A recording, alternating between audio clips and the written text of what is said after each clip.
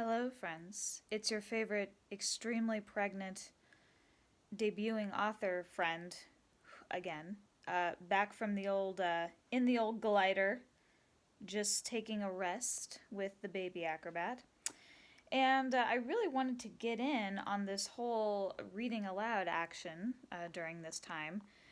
But, as awesome as all the publishing companies, including mine, are being about their rules, I have like a Swiss cheese brain and I can't quite comprehend everything.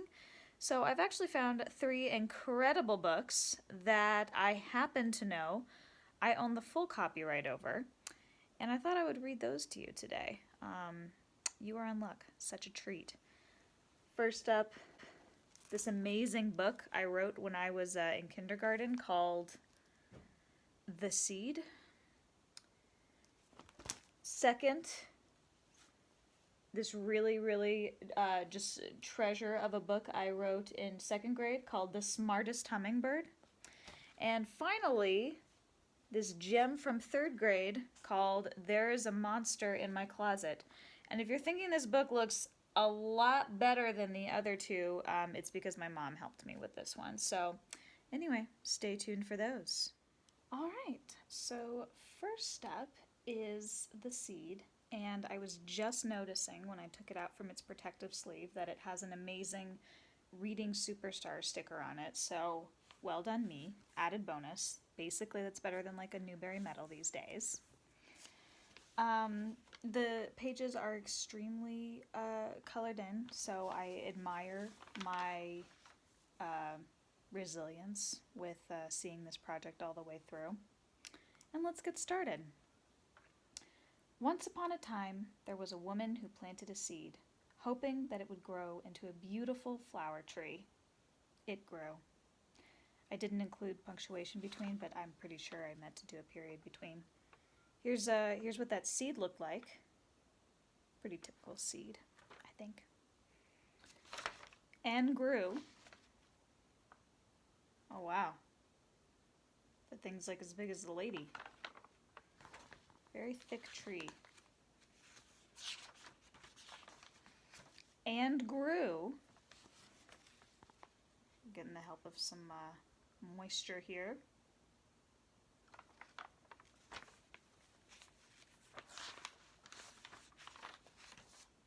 Until finally it grew into a beautiful flower tree. Wow.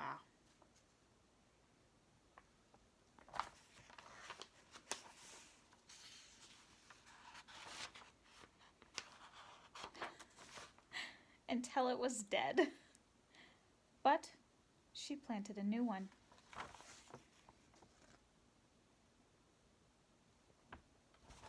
And it grew into a beautiful flower tree too. The end. Different. Oh. A different but also very beautiful flower tree. I think the themes of that story speak to resilience in times of difficulty, speaks to our ability to grow when others care for us, and yeah, very timely story for us all at this moment. So thank you, kindergarten self. Okay, on to story number 2. This one will be a little trickier for me to read because I didn't staple the heck out of it like my first one, but it's thicker, and I have a feeling probably deeper and wiser, if that's even possible, from my first classic, The Seed. This one is called The Smartest Hummingbird, and of course it has a picture of a hummingbird on the front, and he's saying, "I'm smartest." So I think that's the hummingbird of this book. All right. Oh, and I dedicate this book to my family. So, first dedication. Once there was a hummingbird that always thought that he was the smartest bird in the whole world, and whenever he told a story, the birds ran away. And here he is saying, "Wow, I did it. And the other birds are like, give us a chance to shine every once in a while, smart hummingbird. One day, he argued with another hummingbird, and when the fight was over, he felt sad, so he went home. And this looks like a really intense argument. One bird is saying no, and the other is saying yes. So, yeah. So he went to the wise eagle and felt better. He says, I feel happy. We don't get to know what the eagle said, though. He talked and talked until he figured it out.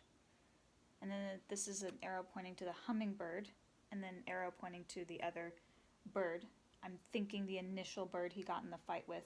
They keep changing color, though, so these are really interesting chameleon hummingbirds, which I probably did a lot of research on. Then he told everybody the good things about them, and they were happy too. You're good too, he sang. Did not use the correct version of your. We all make mistakes. So, keeps me humble as a famous author.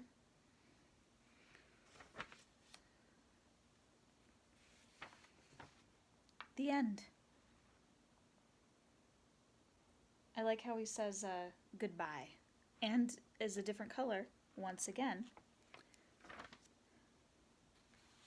Oh, wow. Here's a little section about the author that clearly my teacher made. First, I think you need to see that photo because it's a classic. Yes, this was taken in the year 1995. I'm guessing from the fact that 95 is in the photo. This says Crystal Waters, so Crystal is my legal name, Waters is my maiden name, is 7 years old. She likes to write and illustrate books. Crystal is very good at drawing animals, sunsets, and insects. Crystal lives in Albuquerque, New Mexico. Her hobbies include making books, riding her bike, and going shopping. And I clearly didn't think that that was enough of an author photo, so I also drew my own. And finally, if you've stuck with this series so far, thank you for your patience. I'm rewarding you with basically the coolest book I had made until the Daredevils came out, and that was like a, 23-year time span between these two. So this was really my champ, my long-reigning champ for a long time. It's laminated, it's bound, spiral bound. The spiral's cracked a couple times, but this has survived since, 3rd grade, so let's just be pretty impressed with what it is. This one is called There's a Monster in My Closet. Oh, and another dedication on this one. There's a Monster in My Closet, written by Crystal and illustrated by Crystal, and it's dedicated to my sibling and my dad, who I call my family monsters. That sounds way too clever. I'm pretty sure my mom made that up because she did all the writing. Just dictated to her. There is a monster in my closet.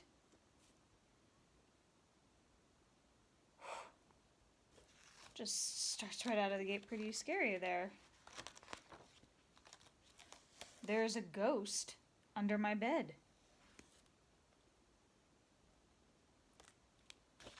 In this kid's house. There is a mummy under the table. Why are they all hiding? These things are in my head, which actually is like super fascinating when you want to think about all horror films in general, because is he saying that they have taken over his life so much that they live inside his mind along with real life? Or is he admitting here that perhaps all the monsters are in his head? We don't know yet, but this is just like a really beautiful moment of questioning that. So then I told my mommy, and this is what she said. It's time to meet your monsters. And this is what I did. I'm experimenting with some form, some rhyme here, clearly. Also, super fashionable mom. I really need to up my game. I looked in my closet. No monster. It's just a bunch of stuff, including a mask in the top left corner. My dad used to have a really scary mask. I think it was a gorilla. I looked under my bed. No ghost. Just some creepy doll. I'm sure it's not haunted. And I looked under the table. No mummy. I felt better. Hey, just like our smart hummingbird. So this is funny. This doesn't actually look like anything. I asked my mom what a mummy could be, and I remember she said some toilet paper and like tacks and stuff. And I didn't even try to make it look like a mummy. I just drew a roll of toilet paper on its side and some tacks. So.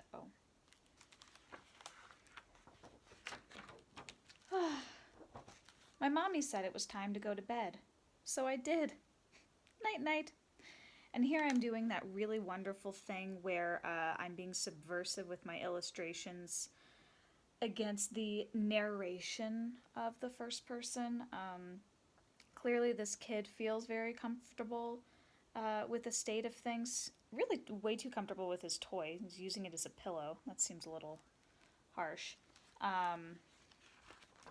But, you know, while he's feeling great because he discovered that there was a logical explanation behind everything, the true horror and danger is actually always there. Just really comes out when our back is turned for the most part. So, again, a lot of metaphors here. Well, that's it for our reading extravaganza. I wish I had more books to share. Unfortunately, I only have these 3 relics from my childhood. Thank you so much for following along if you did. I'm sure it did not escape you that my love of children's books started early and manifested a little bit in some unintentional homages. I believe the seed is definitely a homage to The Giving Tree, and the Smartest Hummingbird is a homage to the picture book The Rainbow Fish, which highly recommend. And then There's a Monster in My Closet. I'm almost certain that the book it's referencing is called like There's a Nightmare in My Closet. Very, very close. Anyway, it's fun to see how authors can start out.